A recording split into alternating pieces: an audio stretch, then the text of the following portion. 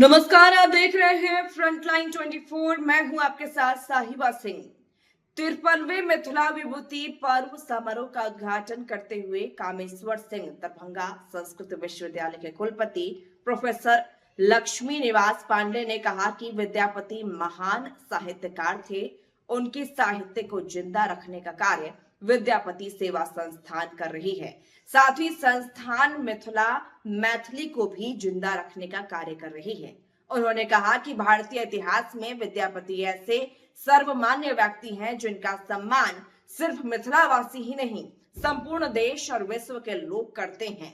अपने संबोधन में उन्होंने किसी भी क्षेत्र के समुचित विकास के लिए विरासत के संरक्षण को जरूरी बताया। बिहार सरकार भूमि विकास एवं राजस्व मंत्री संजय सरावगी ने कहा है कि मिथिला के विकास में सभी मिथिलावासियों का अहम योगदान रहा है, लेकिन बैद्यनाथ चौधरी बैजू के योगदान की तुलना किसी से नहीं की जा सकती है। देश भर में मिथिला की सांस्कृतिक ललक जगाने में उनका अहम योगदान रहा है। उन्होंने कहा कि विद्यापति की कृति को कोई भी दुनिया भर में भूल नहीं सकता है।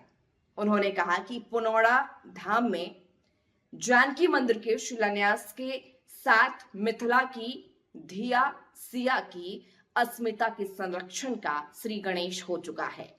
प्रोफेसर दिलीप कुमार चौधरी ने कहा कि आज पूरी दुनिया में विद्यापति के नाम पर कार्यक्रम हो रहे हैं और सभी मिथिलावासी एक जगह एकत्रित होते हैं। विद्यापति यह जीवंत प्रमाण है कि विद्यापति आज भी मिथिलावासियों का एक सूत्र में बांधने का कार्य कर रहे हैं। उद्घाटन सत्र का संचालन करते हुए मैथिली अकादमी के पूर्व अध्यक्ष पंडित कमलाकांत झा ने कहा कि आम लोगों के सहयोग के कारण ही मिथिला विभूति पर्व समारोह लगातार 53 वर्षों से आयोजित हो रही है। इसके लिए सभी मिथिलावासी बधाई के पात्र हैं। अध्यक्षता करते हुए कामेश्वर सिंह दरभंगा संस्कृत विश्वविद्यालय के पूर्व कुलपति सह संस्थान के अध्यक्ष प्रोफेसर शशिनाथ झा ने कहा कि मिथिला विद्यापति के कारण भारत की सांस्कृतिक विरासत और मानवीय मूल्यों के संवाहक के रूप में कार्य करती रही है। भारत के उत्कृष्टता में भी मिथिला का अहम योगदान है। मैथिलीवासी अभी भी अपनी भाषा को जिंदा रखते हुए हैं। मैथिलीवासी अभी भी अपनी भाषा को जिंदा रखे हुए हैं। मिथिला भाषा, उड़िया और बांग्ला को भी अपना योगदान है। इससे पहले अतिथियों का स्वागत करते हुए विद्यापति सेवा संस्थान के महासचिव डॉक्टर बैद्यनाथ चौधरी बैजू ने मिथिला और मैथिली की यथा स्थिति की विस्तार से चर्चा की। उन्होंने कहा कि यह अत्यंत खेद का विषय है कि मैथिली को भले ही संवैधानिक भाषा का दर्जा मिल गया है, लेकिन वह राजनीतिक उपेक्षा का शिकार होकर अभी भी अपने अधिकार से वंचित है। कार्यक्रम में डॉक्टर महेंद्र नारायण राम एवं प्रवीण कुमार झा के संपादन में प्रकाशित संस्थान की मुख्य पत्रिका अर्पण का लोकार्पण किया गया।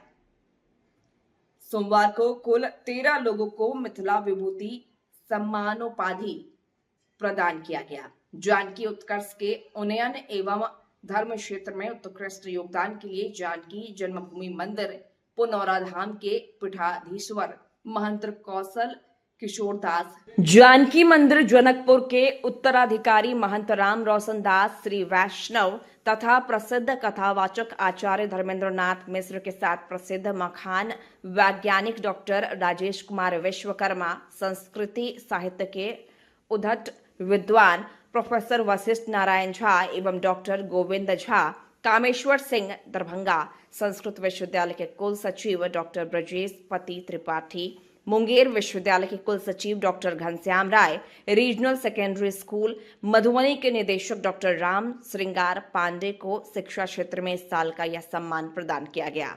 मिथिला चित्रकला के क्षेत्र में उत्कृष्ट योगदान के लिए पद्मश्री शांति देवी, मैथिली साहित्य के क्षेत्र में उत्कृष्ट योगदान के लिए ललित नारायण मिथिला विश्वविद्यालय के पीजी मैथिली विभाग के पूर्व अध्यक्ष प्रोफेसर रमन झा तथा मैथिली प्रकाशन के क्षेत्र में उत्कृष्ट अवदान के लिए मुरलीधर प्रेस को मिथिला विभूति संस्थागत सम्मान प्रदान किया गया।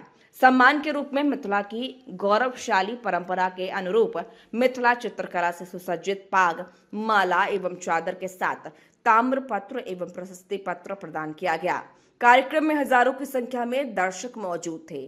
कवि कोकिल, महाकवि बाबा विद्यापति एवं आचार्य सुरेंद्र झा सुमन की प्रतिमा पर श्रद्धा सुमन अर्पित करने के साथ शुरू हुए इस सालाना आयोजन में कवि सम्मेलन एवं सांस्कृतिक कार्यक्रम देर रात तक चलती रही, जिसमें नामचीन कवियों की प्रस्तुति के साथ मैथिली मंच के स्थापित कलाकारों की मनोहारी प्रस्तुतियां दर्शकों के विशेष आकर्षण के केंद्र में रही।